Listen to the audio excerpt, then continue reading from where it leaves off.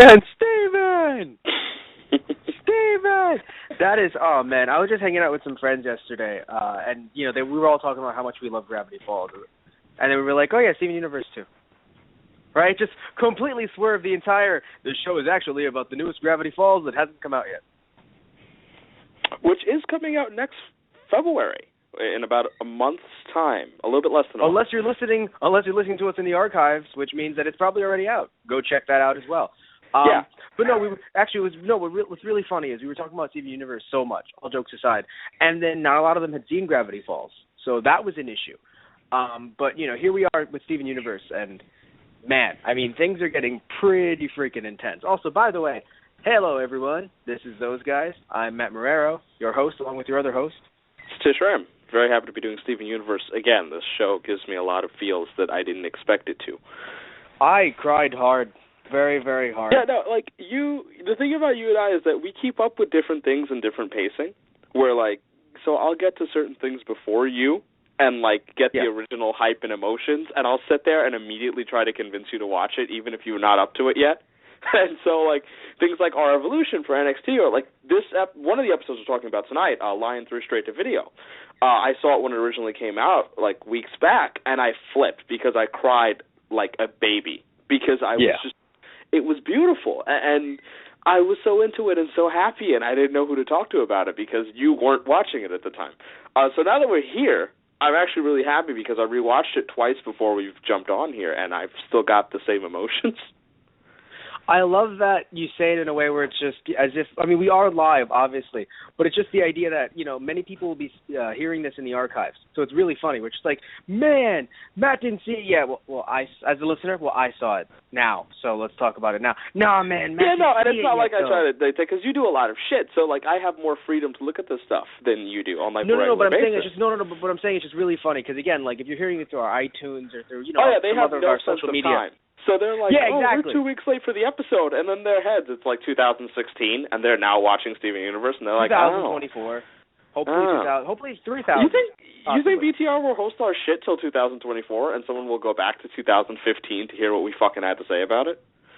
All I'm saying is I have them backed up, so if BTR just said, just the British lady who we always hear saying, Blog Talk Radio, get off of the website. Thanks. All right, got it. But if you are listening to us in the present, please challenge me in Trivia Crack. I'm at Silverflux, SILVERFLUX. But on to the actual topic of Steven Universe. And if you're in the future, it doesn't exist. So thanks, Satish. Yeah, no, it's just in the future, Trivia Crack became Skynet because of the amount of people playing, and they're just sitting there like, you idiot! You were one of the people that led to that. It's like 5 people are listening to me live. That's it. I don't think I'm the reason that Skynet is going to destroy the world. I feel confident in that. I hope. All right. If you want to, if you really feel that confident, okay. Last words by Satish Ram. People want to back at this in the archives, and they're like, "That was it. That was he did it. That fucking fool. He had no idea." But no, the reason why we seem kind of off topic is because I just cried a lot. Because I saw it tonight, before the show. No. That's what I usually do with many of our, many things that we do. If I'm late on it, it's because, Stitch said, have a lot to do, or it just comes to, we can't do this show, so I can't watch something several times, to me. I can if I'm showing it to other people, but by myself, it's just, I don't want to take away the impact, it's funny, of something. I'm slightly the opposite, where I've watched Lion 3 Straight to Video at least 12 times at this point. But I was hoping you'd say 3, but okay. I can only do that with, I can do it sometimes with Gravity Falls, but more easily with Steven Universe because, a lot of the time, I'm sitting there I want to play Fantasy Life, or I'm on my phone just texting people for a bit, and I'll sit there and it's I want background noise, I want something up there, and if I don't feel like watching when anything's on, I'll just throw on Steven Universe or Gravity Falls, or something like that, or Star versus the Forces of Evil, which just came out a week ago. So little things that were we got to look into that. I've heard great things, and I actually have it on my DVR. That's going to be, or on my on-demand. That's going to be a thing. Yeah, possibly. No, it's that. Anyway. It's what, Lion 3 is one of these episodes, though, where, if you gave me an hour to talk about Lion 3, I could talk about Lion 3 for an hour. And it sucks because... And then Warped Tour. Warped Tour was, like, so plot relevant and cool that it's like, damn.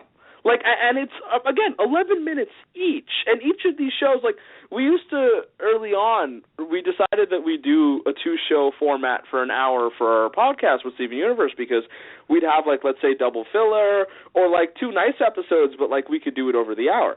Now, it's getting harder. Very hard. I mean, I remember once I think we tried to do, or we were going to do one, and it was just like for a full hour, and it just didn't work. Yeah, because we did a one-off random episode, not like one of the like the big plot ones or something. But we felt like it dragged on. But both of these episodes very significant. Yeah. So we start off with 35, which is a Lion 3 straight to video, which is really funny because I think just the name of it makes you go, this one is going to be fun, or oh man, I don't want to watch this one. Give me some plot. Right? I don't know if you have it on hand, but do you know what Lion 2 was named? Because I forgot. It was. I'm going to check right now, but Lion 2 was like our fact checker will check, but I'm pretty sure it was The Lioning or something like that. No, because it was like Lion 2 was like to the movies or something. Because that was the episode where he took them to the movies. Yes. So, or was going to, and so Lion 3 straight to video was like not only a joke Lion on that. 2, right. What is it, Lion 2? But it was also, it was Lion 2, the movie. There we go. Here's the thing. Lion 3 straight to video was not only a cute little joke on the lion stuff, but it was literally like, a reference to the fact that Rose left a video for Steven. And oh my God, that was the most like. Yeah, usually we talk about these in order, and again but I've been giving little hints. It's just like at least saying like I cried, but we'll get to that when we get to that. But oh man, because also by the way, if you want to call in and talk about the show with us, you can. The number to call in is 718-664-9468. What you do is you call in whenever we're talking about a specific segment or episode that you want to talk about, and you press 1 when asked, and we'll see you in the hosts section, and yes, you will be put through to talk about it with us. I think you're so hardwired to doing wrestling that you say segments. Yeah. And you have to stop yourself, like, when we're talking about a segment that you enjoyed, or a particular character that you... No, but, and as Matt was about to allude to, that number is also our alternate way of listening. That means if your internet gets cut off or you can't use your computer or, anything like that, you can call into that number, 718-664-9468, and you can listen to us through your phone. But no, Tish, I agree with you 100% because we do wrestling a lot, with we will be many different podcasts. Right again we have many different. We're right there. We have many different loves. A love for this, love for that, and so it's really hard sometimes when it's just. Oh no, I get it. Oh yeah, no, let's do that. Boom. Damn it. So. I'm there with you. Don't worry. I struggle all the time. We make cross references all the time to things that we like. That people just don't get, and then the ones that do, the 1% that's just like, I understood that. There's literally only, I think, a handful of people out of the handful of people that listen that can sit there and just be like, yes, Steven Universe, Gravity Falls, Pokemon, wrestling, check. Yeah, it's just kind of funny to me because, I know that there's some crossover between, like, let's say Steven Universe and Gravity Falls, but, like, all the random stuff we do together, I hope that we have some kind of super fan out there outside of, I know the closest one is Daniel. Because Daniel pretty much worships anything that we watch. So yes, but anyway, jumping back into the episode. Shout out to you, Daniel. But yeah, yes, nothing prepared me for this episode. It wasn't my first note, but it was when I finished. When I finished it, I was like, "This is my top note." Me. Yeah, that was exactly what you texted me. I was not prepared for this, and I kind of laughed a little because I think like right 15 minutes before that, I was telling you like I just watched it and I got emotional. And you were like, "Aw," and I just let that sit because I'm like, he's gonna watch it. He's gonna watch it. Yeah. 15 minutes later, I was not prepared. I was like, yes, no, because I knew it. You know what I'm happy about though? I'm happy Lion didn't die because I was waiting for Lion to die. Where it's just like, why is Lion getting so happy? And he's just so excited. He's never been this way. I was very emotional from this, Matt. No. No. Yeah, no, I mean, first off, this is interesting because there's a lot of theories about Lion, him or herself, about whether Lion was connected to Rose, whether Lion was somehow Rose, whether Lion was not related to that at all, and just like a complete standalone. Yeah. And so we got a little clarity in Lion's involvement there, and just from the beginning, it was still a lot of fun because we start off, I think, in the big donut. And I just, like, the little stuff, the scripting still amuses me from, like, oh, Sadie, is there a snack with your name? They named the snack after you? And I was like, oh, that's cute. No, it's funny, though, because I really thought that they did, though, because that happened. Where it's just like, it could be anything, where it's just like, Matt's Steakhouse. And I'm like, it's my steakhouse, Satish. So, they had Lion liquors, so, of course, there's, like, a little something to laugh at, where it's like, well, there are things there that are named after characters. Yes. But right. So Stephen was fun, and his dedication to finding something new, by the way. Just, I have a donut every day, but that's not what life should be about. It's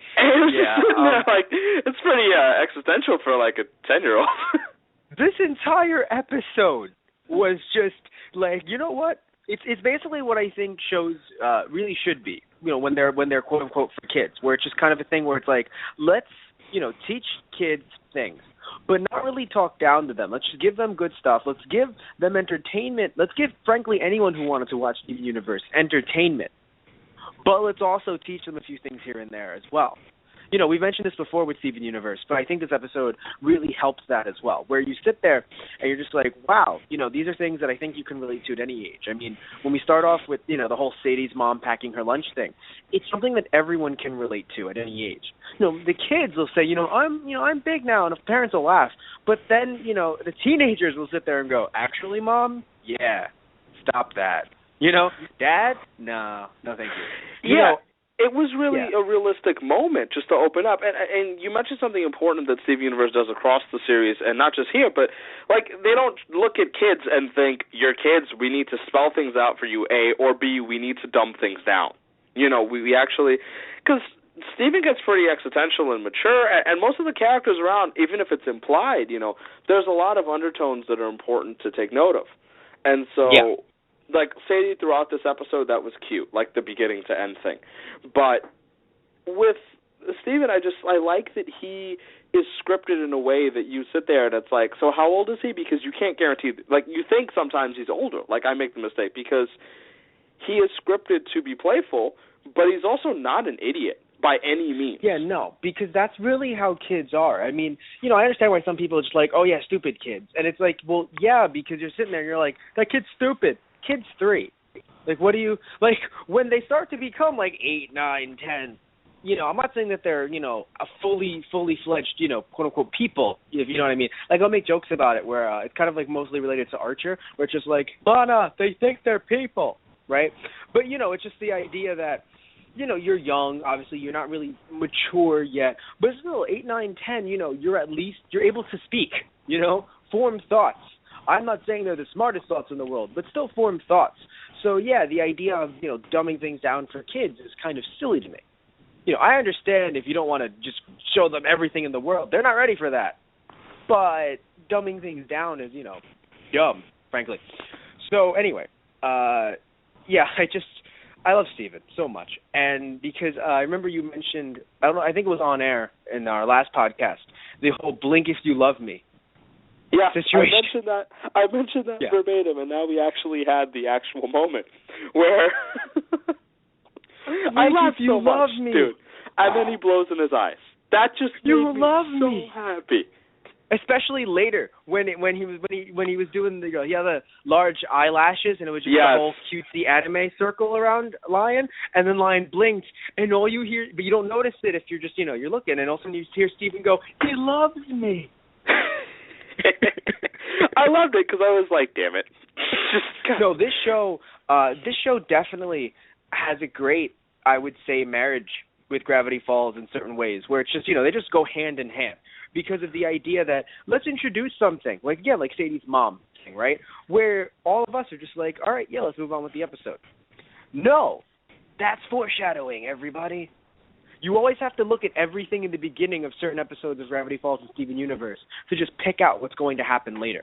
I mean, just jump, It's like, definitely important. And no, yeah. it's kind of cool because I think, like, I guess just veering off for a quick second, you look at Steven Universe, Gravity Falls, potentially Star versus the Forces of Evil, Phineas and Ferb, Adventure Time, and what was slipping my mind right now? Oh, My Little Pony. We're in, I would argue, a golden age of animation, like what we see on American television.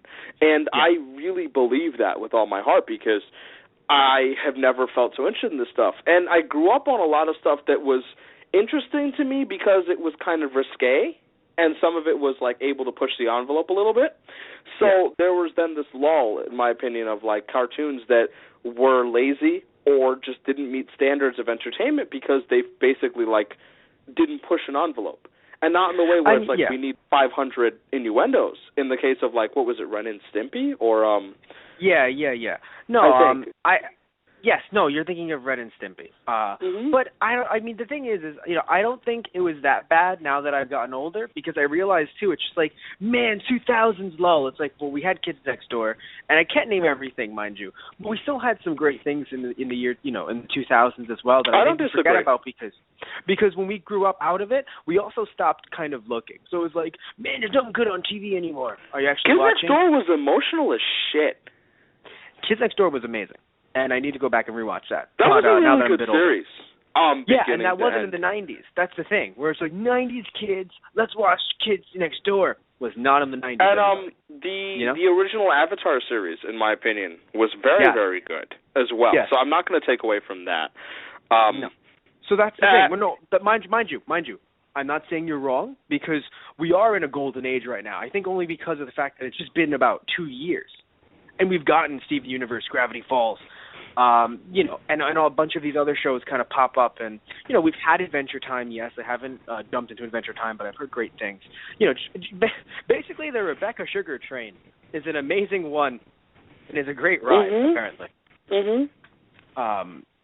the first solo female producer for a cartoon, I think, on Cartoon Network or in general across the major networks. So I'm pretty sure it's Cartoon Network. I can't confirm if it's all across, like, the board, but she's pretty significant in terms of, like, being a female cartoon producer here. Yes. And not just that, by the way, putting on, because, you can say that and then just perform terribly. Right, but the fact that she's really freaking amazing at what she does in terms of creating this, and musically too. I think music is a big thing that I always stress on with Steven Universe. I mean, even from the beginning of this episode, we had like this cute little 8-bit tune, and they use the piano as an instrument really well in this show because, fast forwarding a little bit in the same episode, when Steven opens up Sadie's mom's lunch, and he does his thing and he gets the food out. He starts questioning what his mom would have given him, and he's looking up, and there's like little piano playing, and it's like, fuck, like they really set the moment well. Rose has like the piano attached to most of her themes, and they set the mood really well, where it's like a somber thing, where it's like you're not meant to be crying at a funeral, but you're meant to get emotional. And, like, you don't even know why. Like, if you're just sitting there watching this episode or watching an episode that involves Rose, if you just listen to the music, your mind will attune itself to the idea that I should be feeling emotional. I don't know why, but I should be feeling emotional. And, of course, for us, we're aware. Yeah, no, that's the thing. Like, I mentioned that it really feels like it isn't just kind of stock music or just music that's just meant to just be there in the background. Or no music sometimes. No, it's a nice blend and it's a nice mix to really get you to feel things. And it's funny because maybe some people would say, oh, well, Steven Universe is really just, it isn't the best thing in the world. Well, then sadly, maybe that's just what we've been given, recently, where it's just to us, this is amazing, especially for American television, to just be able to do something that I think across the board, across the ages, you can all really come together and enjoy, unless you're just going to sit there and go, no, it's animated, so I could never enjoy this. Well, for me, one of the things I should mention is that I know that the 8-bit sound is not something for everyone, so I'll admit to that. It is for me, because I grew up on a lot of video games not having people here, and so, like, those sounds, and that brings this, like, I don't know how to explain it, but, like, okay, it's a familiarness to me, and I feel comfortable hearing it, and I like it. So having that mixed into a lot of the music, I appreciate it. Right. I understand. But so jumping back into the episode, laying on Steven was amazing because you sit there, you're just like, that is a cat. Right there. I think what was even more amazing was the idea that freaking Pearl just, like, I laughed so hard. It's like Steven realizes, Pearl, what are you doing here? Oh, nothing. I just sometimes like to observe you when you sleep, and by sometimes I mean always. And it made so much sense. And I laughed so hard. It was great because, okay, first off, I have to admit, I forgot that they had rooms in their own little universes. So to me, I actually wasn't free for some reason. And then it's just like, wait a minute though, Pearl, why are you here? And she's like, and then when she said all that, I will admit we've said some negative things about Pearl because of Pearl's travels to space. Correct? Yeah. Right? So we've said some, but when it comes to this, it's such a mom thing. And I think it's also another sense of foreshadowing where it's just such a mom thing to do, where it's just, and arguably, you can't say that Pearl was wrong. Well, Steven, you were in trouble. Me watching you saved your life. Like, you can't sit there and be like, well, Pearl's wrong. Damn it. No, it's funny because arguably she didn't save his life. She thought she did. But... Well, no, technically she did. I mean, remember, he couldn't breathe in there. He didn't realize yet. But okay. Yes, you're right. You're technically right. I can't disagree. I just think it's funny because in my head, like, that sounded like she said it. Like, yes, that's what I'm saying. Like, that's what I'm saying. And in my head, I'm like, not really, but okay. Justify your staring over the small. It's funny to me because, like, I expected that from her character. I don't approve of it, but I expect it from her character. Because, again, she's just that kind of mom, Yeah, she's always been the protective one. Yeah, exactly. Not every single mom. But, again, she's just that kind of mom, and it's great, Or dad, even. Why am I even saying that? But, but it's just something that, actually, no, I'll say mom because Pearl, from the aesthetics, is again, they are gender fluid. Technically, they're all... that we just assume that they take on what we regard as feminine qualities. Steven is a male, but... Well, yes, no, Steven is a male. Mm-hmm. But yes. So anyway, but Pearl is just great. I mean, when I saw that, it was great. And then Steven's second dream was the best thing in the world because I can't quote everything. No, I can't. No, the only thing that I'm going to quote, from that is what I found the funniest in all of that. Although it's not really, but it's the one thing I can quote and is the funniest to me. Dogcopter, how do you do it? I laughed so hard because even in his freaking dream, Dogcopter just completely blows him out of the water with a piece that's not even from the game. And he's like, wow, what a move. And I'm just like, right, you're 10. Because at 10, God. Like in his head, it's perfectly fair, apparently. I just love the fact that it's just Dogcopter. How do you he's like, well, Steven, you have to remember. And then just gives this entire ridiculous speech. No, it's some of it had merit. Some of it had merit. The entire speech had merit, and that's the scary thing. Where it was one of those situations where I said, they want to teach this to kids. But, the kids aren't, it's going to kind of go over their heads, but they still want to teach it to. But you're going to have, hopefully, adults sitting there with them, teenagers, older brothers and sisters and everything else, and just sitting there with them and just look at the kids and just go, that was just a life lesson. Or even then, even educating yourself and getting a life lesson yourself, because, we all get lost in life and the rat race and all this stuff, and then we'll just sit down and, Steven Universe is on, and you're watching it with your kid, and all of a sudden, bam, that hits you. And you're like, oh, well, shit. Yeah, no, I liked it because of the whole thing on, or basically just be true to yourself. And yes. It was amusing to me, though, because, like, here's the cool thing, what I meant earlier when I was saying, like, underlying things that they do. That was a dream that Steven had, which means technically all of that advice came out of Steven's mind. Yes, because that's basic. I feel like that's something his dad has said to him over the course of the years, and it really just, sticks with him. Also, he is his mother's child. Like, I don't know who it came from, but I just feel like, regardless, that comes from Steven. And that was really nice, because in my head I was like, that was really deep. And it was amusing, like, the ridiculousness of the scenario, but I really appreciated it. Yeah, it was really nice. Something really funny, though. And I'm not trying to undermine anything that you say, because that would also undermine what I say, too, in saying this. But I think it's really funny to bring this up. Okay, so you haven't seen Little Shop of Horrors, the original film, the one that wasn't a musical. No, I've seen the Rick Moranis version. Yes, I saw it when I was a kid. I saw both when I was a kid. I haven't seen the black and white one recently, but I was looking up something that was great. The director, I think it was the director and the producer, I believe. The producer comes in and just says, "Phil, you got to, something like that. You got to take a look at this." And they see, in this newspaper, it says, people speculate on why the moon was placed in this one specific spot, and all of the relevance and this and that, and all these different takes. And the reason why the moon was put there is because the director sat there and thought, "Damn it, this cut seems wrong. We have to put something in there to make it seem a lot smoother." Oh, great, stock footage of the moon. So I'm sitting here, which, like, the deepness of Steven's dream and how it just tells kids to just go on with their lives and just be true to themselves. And everyone working on the show was like, no, the dog copter thing was hilarious. I mean, he was a dog in a copter. Is that an actual... I feel like that's a thing that Steven has mentioned or seen. I'm pretty sure it was in a movie. Like, their internal... universe's that's what, movie. I think it was something. Yeah, there. Because I feel like it wasn't just... That wasn't the first dog copter thing. Like, there was a reference to him existing beforehand. No, I'm pretty sure dog copter's been a thing. I don't know why, but I love it.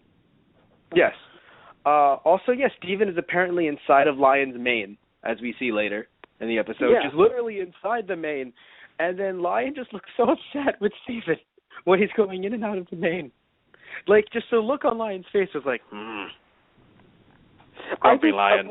That whole thing was funny, because you already mentioned the whole anime eyes, like, when he was trying to get back in and stuff. Right, yes. But I laughed because the It's a Trap scene made me laugh a little. When he was like, "Oh, you just want a belly rub." And he's like, "Oh, it's a trap. It's an adorable trap." And I was just laughing, because I'm like, this is fun. Because Steven was just so susceptible, like, to everything. Yes. I am too. I think I would definitely rub Lion's belly.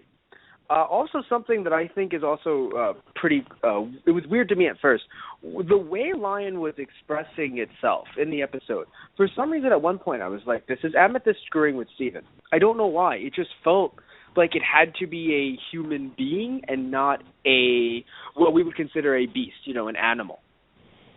Like, again, the qualities that Lion took on for me in this episode, transcended the whole, you are animal. I think, I guess what's interesting to remember is that, Lion is not just a regular lion.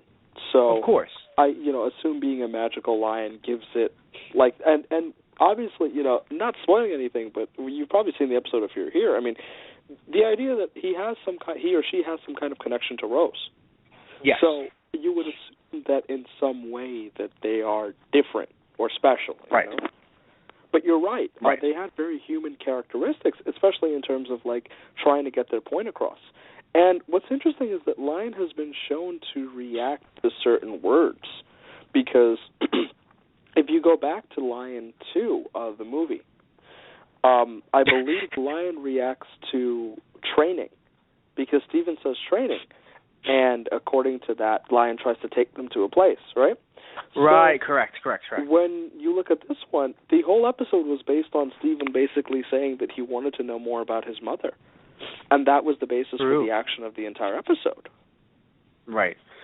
And then he found more about his mother in the mane. He finds this whole other area of existence, and it's cool to me because Steven can't breathe.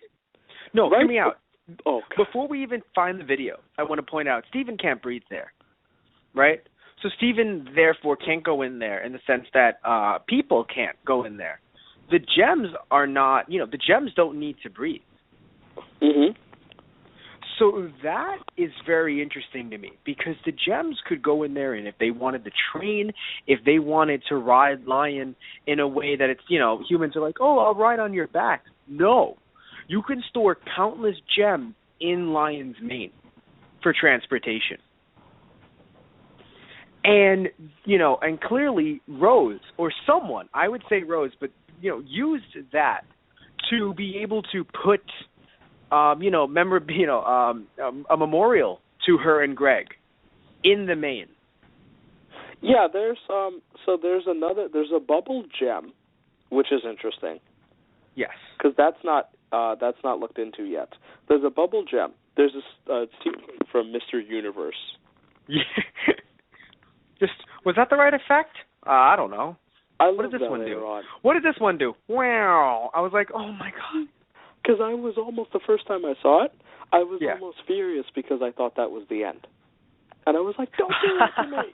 Don't No, do that to I me. think that's what they were trying to do. I was just happy because it's like one of those things where, let's say in a Super Sentai, right? Which, if anyone doesn't know Super Sentai, Tokusatsu, Japanese superhero, that's, stuff. It's such a long explanation for the show. But basically, Tokusatsu, special effects, Japanese, like you use the word anime for Japanese stuff, Super Sentai, Super Squadron, superheroes, became Power Rangers in America. And the point being is that, they have their own opening themes and endings just like the American versions do. Sometimes you'll have them sing it, let's say. Like, they're all hanging out and they'll sometimes sing the stuff. And you'll laugh because you're like, they're singing their own song. I'm not sure if you've seen some shows where they've done that, but they'll do that sometimes. And you're like, what? That's your song. You shouldn't know that, right? Mm-hmm. So, yeah. Or they'll be humming it or something like that. So it's just really funny where it's just like, hey, look, it's this, this video out effect. Damn it. Damn you.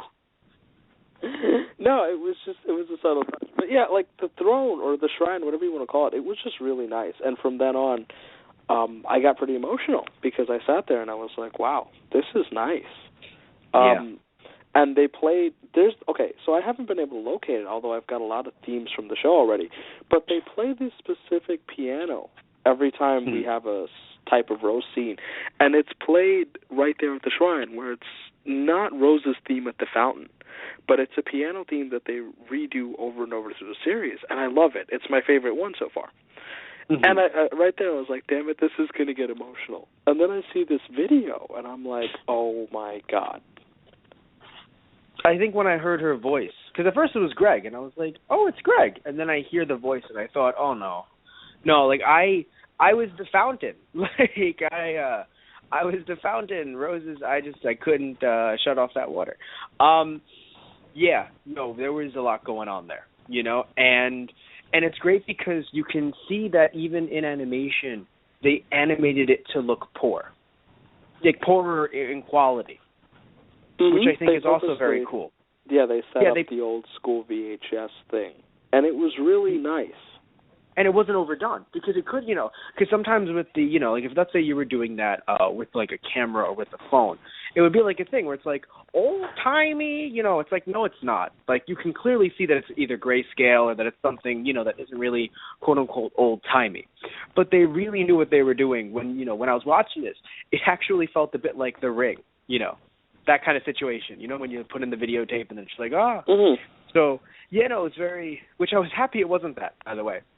Don't ask why. I was really happy Steven didn't have 7 days to live after watching the video. What a morbid way to look at things because of The Ring. I wasn't even referring to that. Beautiful thing. I wasn't even referring to that part of it. Just a simple, there's going to be a monster. There hasn't been a monster in this episode. There's going to be a monster. But, no, there hasn't. There wasn't. It was just a really beautiful, emotional episode because you basically find out, okay, 1, Lion isn't Rose. 2, Lion is connected to Rose, though. And yes. Rose really does love humans, and it feeds the idea, I think, I've talked about this on air before, is that my theory is that, the gems were sent to exterminate Earth, and that they fell in love with the humans because of Rose, and that's why they're there. And that really feeds it. Yes, though 36 feeds my theory, which we're about to get to in a second. 36 feeds my theory. Not even renegades. That because that there might be a war coming. Yeah, there's a war coming. We both basically. Yeah. We're both right. Yeah, no, we both basically got some fuel for what we thought would come from this show, and so I guess that's why it's cool, because it's like, hey, I'm right, Matt's right, yes, but it's definitely a thing, because I came out of this episode thinking, oh my God, Rose is just the nicest person that's ever existed in the world, where she's just like the embodiment of and joy and kindness, and she had to give herself up to make sure that Steven could live. So, but there was no resentment, there was no anger, there was only happiness, and there was only purity, and there was only love, and that's just what this world should be, and and that's why I really enjoy this show, and I really enjoy some of the messages, because it's one of those things where it's just, hey, because again, applying this to real life, everyone's like, no, but you need this, and this. All right, yeah, sure, you need money to survive. Capitalism. Hey, how's it going? But there's no reason to be like, oh, I need this money to survive. It's like, do you really? Is it excess? No, I need this mansion. You know what I mean? Like, are you not stepping on everyone else to just make sure to, keep yourself greedy and your pockets fat? No. Really? Then who's that person you're stepping on? I don't know his name. Yeah, I mean, I don't come from much, so I often talk about, the best thing I can do is spread love to people. I mean, I think it's really important. So I guess I have moments like these when I watch shows that I think can help me feed that idea, and so hearing Rose talk was really important, because first off, we heard her, and she sounds just soft and, calm and loving. And you can see Steven's love of, humanity and everything that exists coming from her, because of her just, overdoing it with the love, and in a good way, where it's just, she talks about humans being complicated, and of course it's from the perspective of an alien, because she's a gem. So she sits there and she's like, wow, humans are so special, and it's like, which nice is great. It's great, I think, because of the fact that they were probably sent to Earth, thinking that we weren't special, which I understand, because or that they always fight and this, because, I'd understand that. Honestly, as an alien, perspective looking in to us, I would really understand if it was just, these people are primitive, look what they do to each other, simply to gain paper, that means nothing in a different setting. So I kind of get that a lot. But no, it's just Rose came down and just said, wow, look at humanity. Look at all these living creatures and these organisms all coexisting. And it's like, wow. Also, that's what you get from us. Rose is tall as shit. Yeah. That was fun. Yeah, it's just in general, just that's it was nice. Just there, and I was like, let me make sure I say that. Rose is ridiculously tall. Yeah, but what was it? So let's move on to 36, shall we? By the way, our episode has been extended to an hour and a half, so we don't have to worry about finishing in the usual hour that we take with some of our other shows, which we used to do with Steven Universe as well.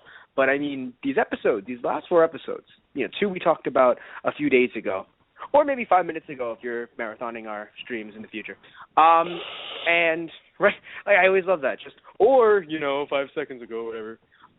And we did, we're doing this episode, these 2 episodes today, whatever that day is for you.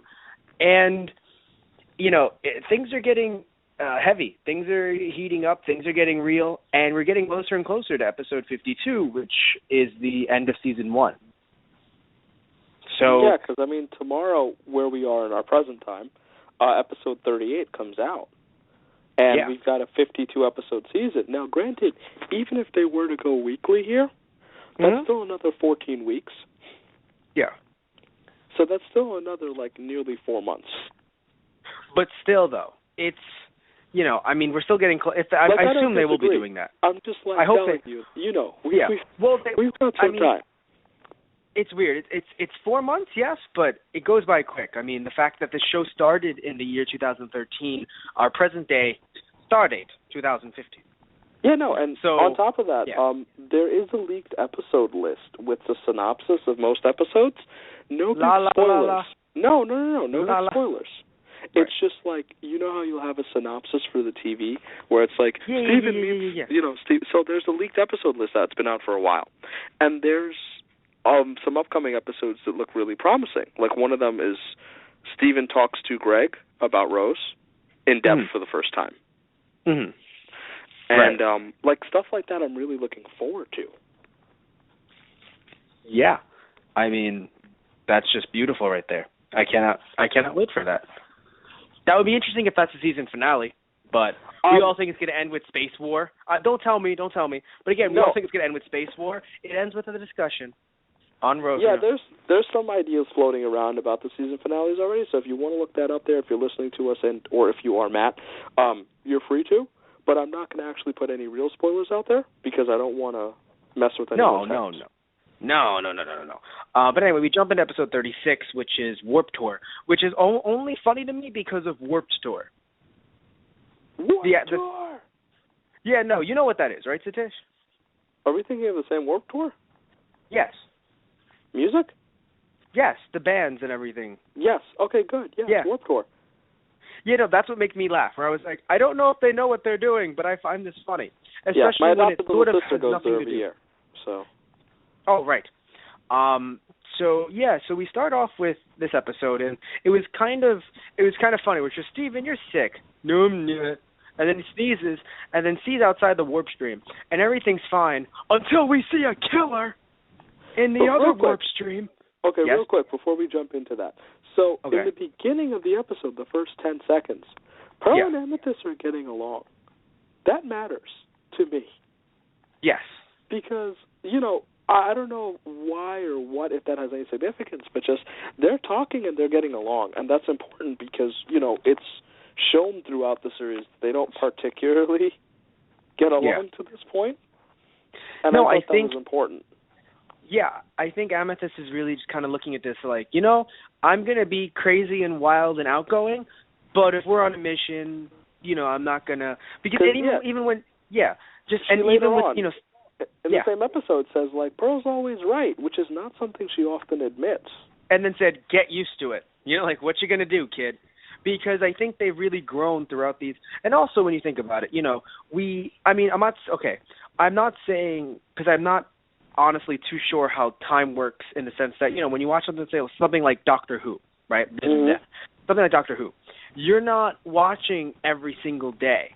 You know, they've actually made it known that you'll see, like, the Doctor and, let's say, Rose walking into the TARDIS going, man, that was a cool adventure. It was, Doctor. Great.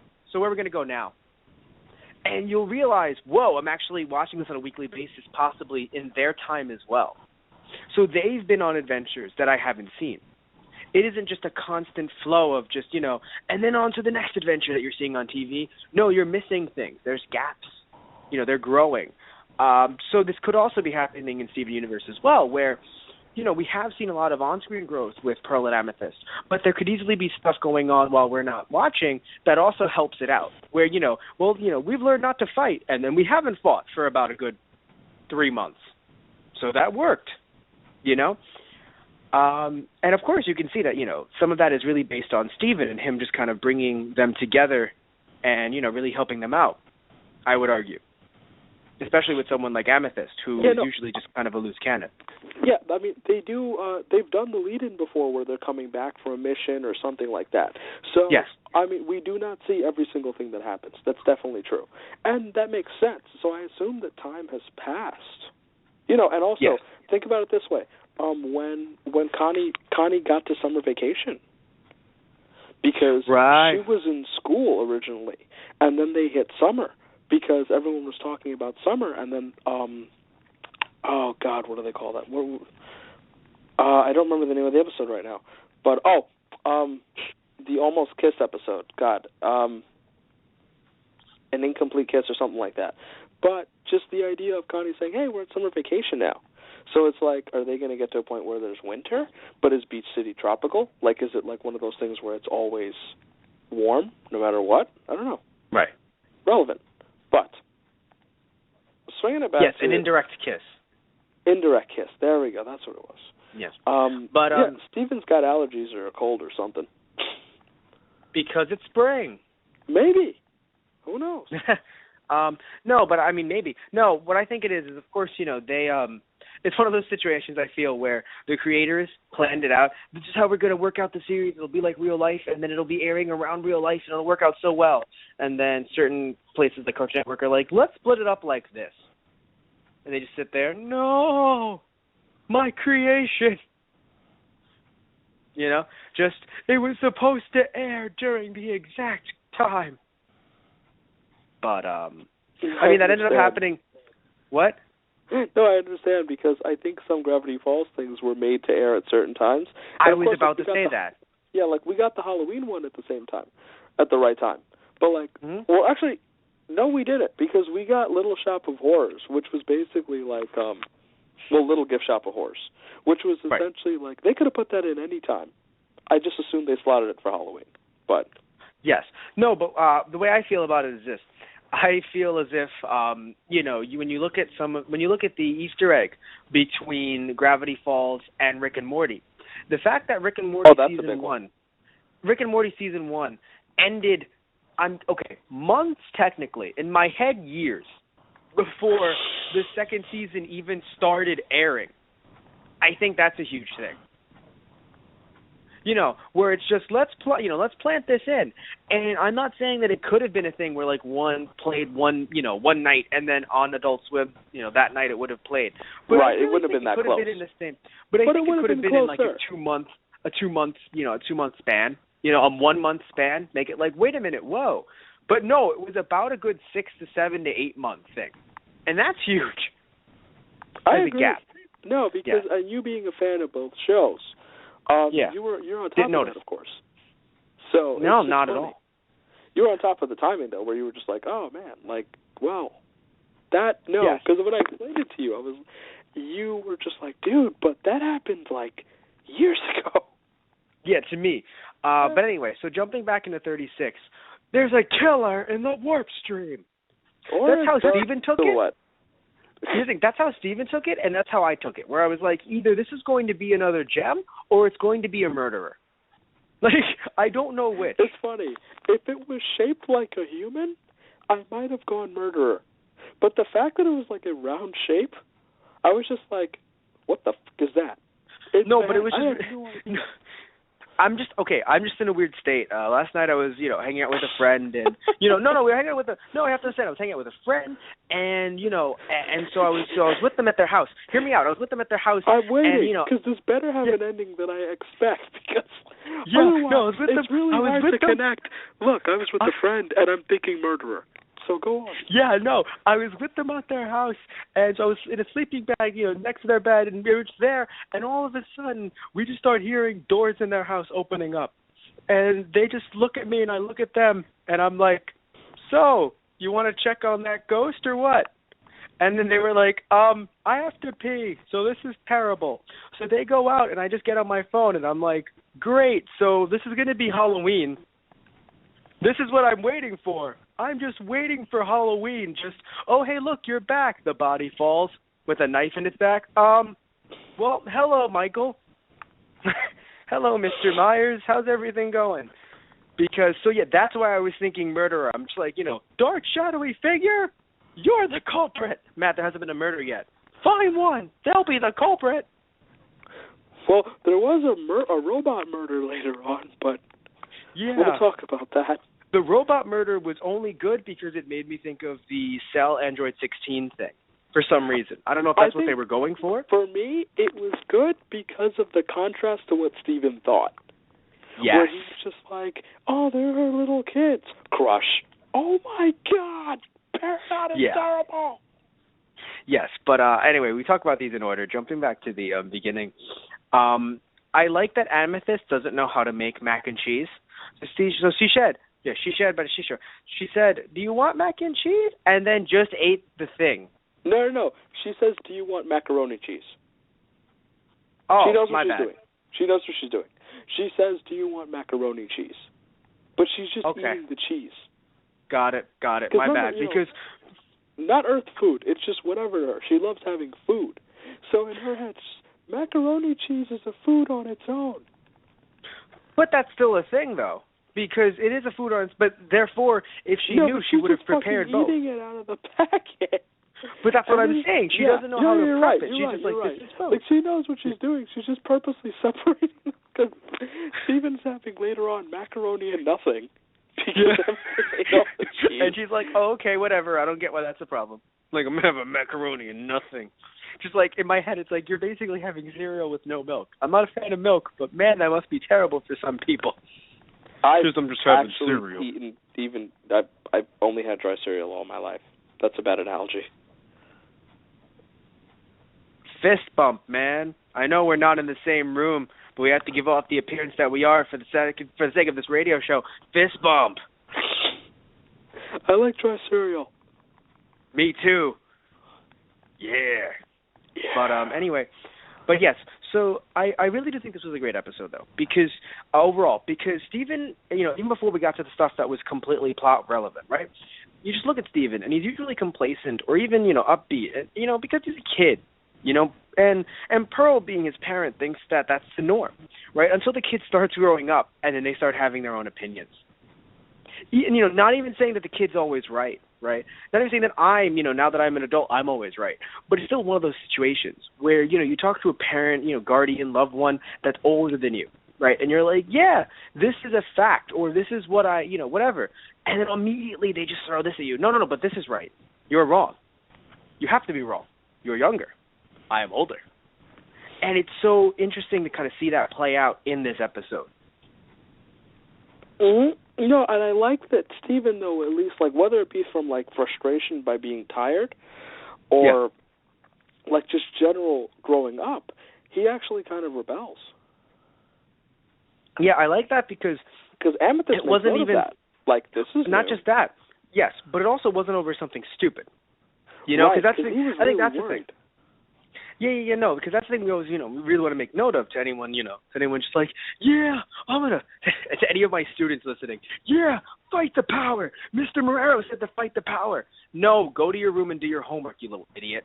Love you guys. But really, just don't sit here and just be like, yeah, no, this is a life or death situation that Steven is kind of frustrated over. Because if he's right, it could be. It's really funny because I think that's why I'm with Steven here. It could be a murderer. It could be something bad that's trying why to make its way through. I was really glad that Garnet was like, you know what, let's do it. Because, of course, she was doing it to indulge Steven to make sure he's happy and comfortable, But I think part of it was like, you know what, there might be something to it. Yeah. Because she regrets not taking him more seriously later on. Yes, because I think it was there a bit, but not as much as it should have been, and she even agrees. She should have been a lot more of, no, let's just search and recall, where it was more just like, let's look, oh, no, it's not under this rock. Yeah. Oh, it's not under that rock either. Oh, Steven. But, I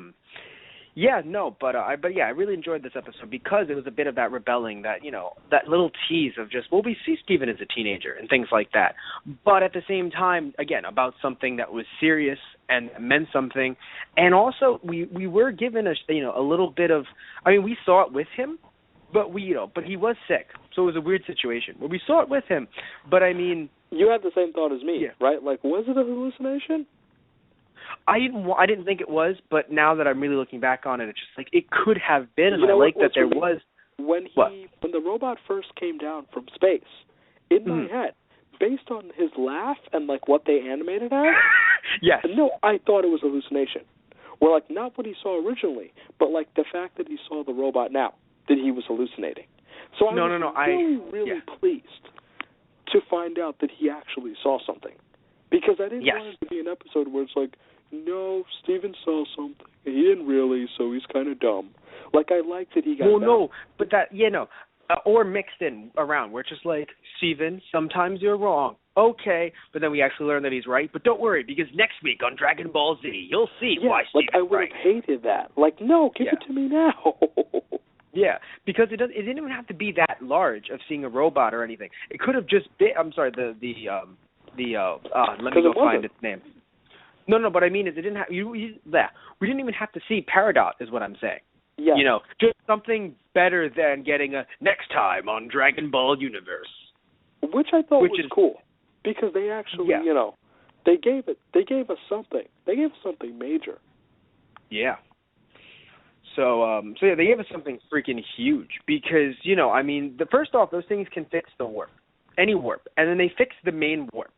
So and the warps after are made out of marble? I don't know. Like, the home warp is made out of marble, it seems. I'm asking. Like, it looks like the home warp was made out of marble, but, like, the one in the space warp is just generally made out of stone? But just based on, like, color and all that, I was thinking marble? I don't know. I want to ask you before we jump in. I think it could be just the general lighting, maybe. Or I don't know. I mean, it's one of those things where to us, we'll really. It's like how when we say, oh yeah, the gems are quote unquote female because of what we believe are female characteristics that we are putting onto them. We could say that it's marble, but it could honestly be Super Space Marble Z, or some kind of foreign I would accept that. metal. I'm not going to lie to you. I would accept that fine. Yeah. So we don't know because we haven't had the need to know, but we can know in the future. I mean, I'll say this much. The thing broke it when it hit it, but at the same time, it is also a space thing. So what was so it's that weird... That whole scene, yeah, I thought was... When the perspective they used, I thought was cool, because when it was about to shoot the liquid out, I got scared, because in my head, I always think, like, corrosive acid. And then I thought it was acid, and he shot it at Steven's face, which is weird, because the moment when a robot goes, I need to fix your face, oh, snap. Right, like, nope, Dad. Right, just... Because we've already seen things like gem monsters can shoot corrosive acid. That's what I thought it was, yeah. Yeah, and this obviously had to be some kind of space gem creation thing. So they were created to fix the warp, clearly. So they were sent from space to fix the warp, but they had to fix it from an angle, where they all had to get, through or something like that. So it was a weird situation where I don't know how they were sent down and in what way, but all I know is they had to warp to that spot through other warps. And once warped, they all came together because since it's like the super mega warp or whatever, it needed many of them. What's interesting, too, so they all warped to the giant one in space, right? Yes. But that space robot fell through the roof for their home warp, which means that whatever Garnet did beforehand to break the warp made it so their local pad couldn't be accessed. Yes. Because remember, the space robot didn't end up on their warp. It actually came crashing through the ceiling, is what I'm saying. And then had to warp through. Yeah, so that it couldn't get there originally. Yes. So, it was very strange. And then when we get there, by the way, who's Peridot's voice actor? Because she sounded, the Peridot sounded like Amethyst. New person, I believe. Damn. Okay. But anyway, so it was very cool because we see Peridot, and then it's just and we don't know if it's a robot or we don't know if Peridot is another gem. Looked like a robot to me. Peridot's a gem. Okay. Because, something about it seems. Yes. Peridot is a gem, like the actual, to my knowledge. Oh, I'm an idiot. Got it. You got what I mean? I don't know. I don't know.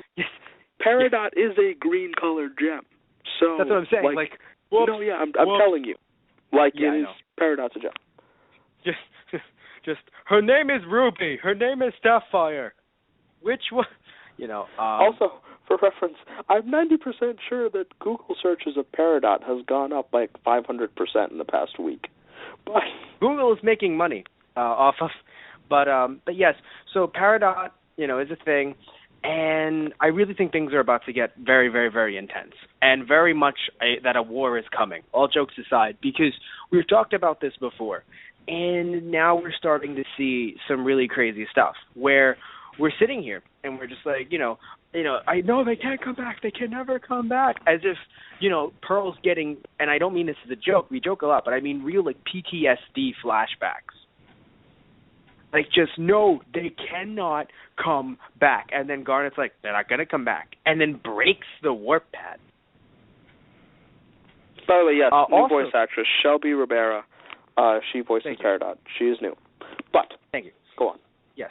So, and then breaks the warp pad.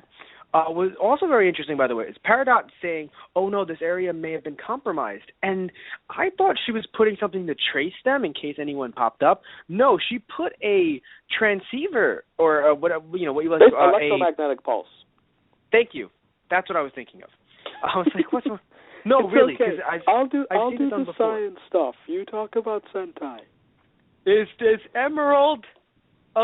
Is Emerald an instrument? It's like twice in 2 minutes, where it's like Peridot might not be. Peridot is a gem. Damn, just the space pulse EMP, right? Like, because I know you know this stuff. It's just really isolated incidents that happen together. Is Peridot an instrument? No, Patrick. Nope. Peridot is not an instrument. That's just how I feel right now. Jorn, you ate my only source of food, and now I'm going to starve. That's just how I feel right now. So I want everyone who's listening in. I assume SpongeBob will be eternal regardless. I assume in the future, if there isn't a World War III. All I'm thinking of is the future SpongeBob episode. Do you know my God. Squidward gets trapped and ends up in the future? That's what I'm thinking of. When everything is chrome? I think that the future of SpongeBob episodes are just going to be remasters of original SpongeBob episodes. That wouldn't be the worst thing in the world because the original ones were pretty funny. But I think it's going to get to that point where it's just, have you seen Ultra Red Sensor Violet Super Ray? Well, you have now. With remastered SpongeBob episodes, with remastered music, and different voice actors. Because it's the year 4000. No, it's just different voice actors, and in my head, I thought you meant now, and it was just like, hey, Sandy, do you want to go play karate? And I was like, that wouldn't work. Would it work? And my mind wandered. Just to a magical place. Yeah. Was that a Pippin reference? No, that was in my head. That was to the tune. Oh, because to a magical place in my head was to the tune of that first song in Pippin. I'm happy that I've corrupted you with Pippin. We have magical things or something for you in store or something like that. I'm happy I've corrupted you with Pippin. But anyway, so so point being is that those are not Peridot's babies. Those are to them those are simple. Those are simple tools. Yeah. And I felt so even bad. Yes. Because there was no saving it. No, and Steven felt worse, I'm sure, because he was the one who damaged it. So in his head, it's like, oh, Peridot's gonna fix my what? Yeah, no, and then so we have Peridot leave. Apparently the thing is broken again, so I don't know what that means for the future. But there's a future, that's the thing. So that's cool, because that you can leave us with. You've shown us something. You've shown us that they really don't like where, even though Pearl wanted to get back to space, it was just one of those things where Garnet broke it, because Yes. They need to be away from other gems for one reason or another. And that's really significant, because what that implies is that Garnet broke the other, she broke it in the first place. Yeah. And because the damage, the crack was the same crack that was there before. And what I think is interesting is that, okay, so you remember when we first went there with the crying breakfast stickers? We thought they were checking to see if they worked so they could leave. But they were actually checking to see if it worked to make sure nobody could come. Yeah, from the looks of it, they've isolated themselves from the rest of the universe. And other than that one time when Pearl just felt homesickness, which sadly the other gems didn't pick up on because they didn't know about it at the time. I'm sure she was scolded for it later. Other than that one time, they really don't want to interact. I mean, you've seen, the Lapis Lazuli stuff and all this, and all these other situations where it's weird because, yes, the gems aren't human in that way where, yes, they don't have these certain feelings that we do, but at the same time, they aren't other gems the way other gems are. Where if we, we've sat here and be like, man, you've said this, man, Pearl can be cold. The gems can be kind of cold. Apparently not like other gems can. And I think that's frightening. Peridot is just really, really stone-hearted. Yeah. Because she came in there just, like, really with the purpose of observation, and that's it. But that's the thing, like, what was she observing? Because the second she learned it was compromised, it was just, I need to leave. And what is she going to bring back? Why, what did she want to observe? I think that's what's scary, where it's just, are they being looked for? She was going to test the local warp, which would have been theirs. Yeah. Oh, man, there's a lot. Like, I'm wondering if, it's weird, but I'm wondering if, they're going to try and break the warp to that area somehow. But then they could never leave that warp, so that would be weird. But still, I'm wondering if they're going to somehow try and sever the ties from that area. Because, I don't know how that can work, but I feel like it's going to be a thing where it's just, we need to make sure that if the main warp is fixed, that this warp can't get to our warp. Because that's a problem, if that can happen, But yeah, I mean, there's a lot in store for the future. Before we head off, what do you think is going to happen in Steven Universe? Yeah, I mean, well, the episode that came right after, of course, delves into fusion a little bit, and so that's important. But basically, I still stick to my whole idea that for some reason they were, like, the gems were basically Saiyans, because I look at the way Peridot responded and just, like, cold calculating, and in my head it's like they feel like they are better than everyone else, and that, they maybe capture or colonize worlds. Yes. And that, Rose, being the leader of their group at the time, or, like, their specific mission sect that went out, or maybe, like, the specific, like, Amethyst, Garnet, and Pearl were just really, like, obedient to her and friendship-wise. Mm-hmm. Rose's opinion of humans changed what they had to do. But because of that, they're in a lot of trouble. Yeah. Yeah, there's a lot, in the future in store. I mean, I've mentioned it a lot before, but they clearly are renegades. They're clearly running, and it's just I'm wondering what they're running from. It feels like a Doctor Who situation where they are unlike the other Time Lords. They are the ones that want to, help save things, and the Time Lords, are very much, watch and see. Even though it's even though it hurts the universe, watch and see. And and like you mentioned though, in the sense that the Saiyans would colonize because. I mean, Pearl has mentioned it before. This was the gem colonized, world. And you're like, wait a minute, that's a sentence that shouldn't be said here. So there's a lot that can happen in the future, and I'm really excited for this show because, this is one of those shows where when someone says, "Yeah, no, animated, childish," like, I'm not saying this is, what many other people consider, primetime award-winning television, but damn it. This deserves praise. That's all I'll say. I mean, if you're here at episode 35, 36, I assume you believe that as well. Yeah, right. I have a strange feeling you might like the show a bit. But no, this is a brilliant show, and I want DVDs. Damn it! I mean, that's kind of all I'm asking for. But it's like Gravity Falls, isn't it? The DVD. It's just a compilation of certain ones. 1 to 20. Oh. Wait, so it's the full 1 to 20? I think so. I'll look that up while we're still on air for you. All right, sure. We're kind of winding things down. As I'll give us our. I'm sure people out there who are listening to us live are actually curious. Well, while you're looking that up, I'll give my whole spiel. Thank you guys for listening to those guys. If you want to see any of our older shows via Steven Universe or anything else that we've done, I mean, we've done Dragon Ball Z movies, Bleach movies, WWE shows, WWE pay-per-views. It's out of stock. WWE Raw. It's out of stock because it's $10. Well, give me 1 second. So we've done Gotham, Gravity Falls, Steven Universe, Flash, Arrow, Black Dynamite, Mike Tyson Mysteries, and Pokemon games, and a whole bunch more. You can find us on Tumblr, which is our main website, www.thoseguysonthe.radio.tumblr.com. We also have our Facebook /ThoseGuysOnTheRadio, where we update you with some of our new shows. Our Twitter @ThoseGuysRadio. We have our Instagram /ThoseGuysOnTheRadio.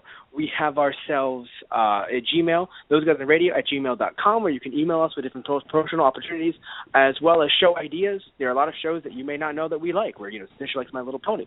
So we can work on those.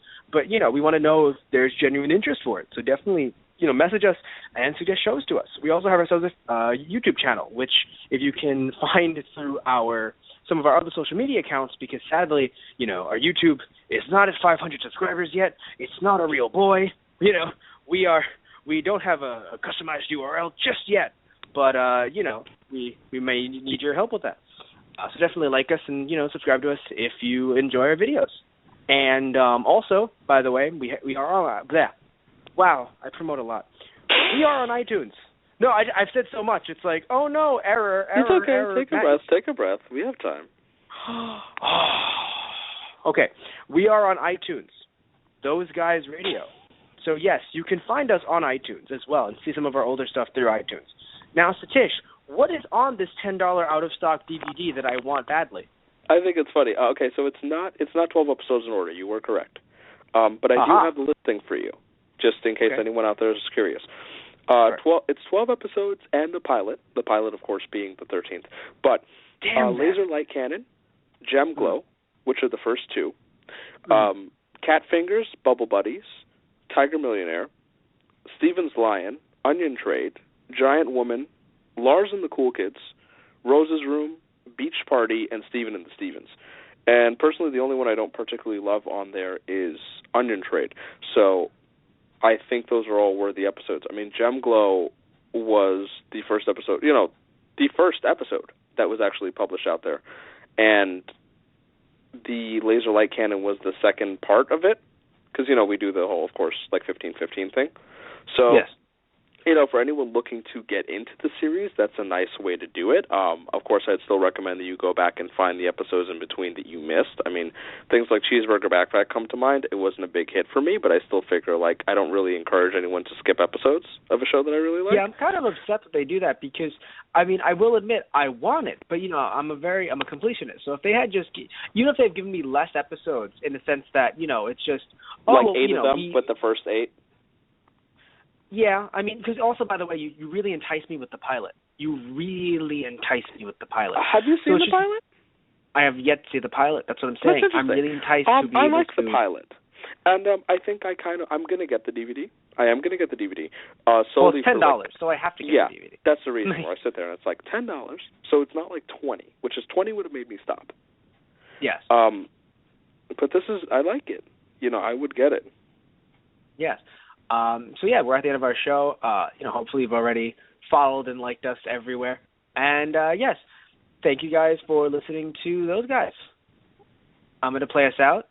Say good night, Tish. Good night, Tish. I'm so happy. I always say that. You just go, good night, everybody, and I get so sad. Thank you.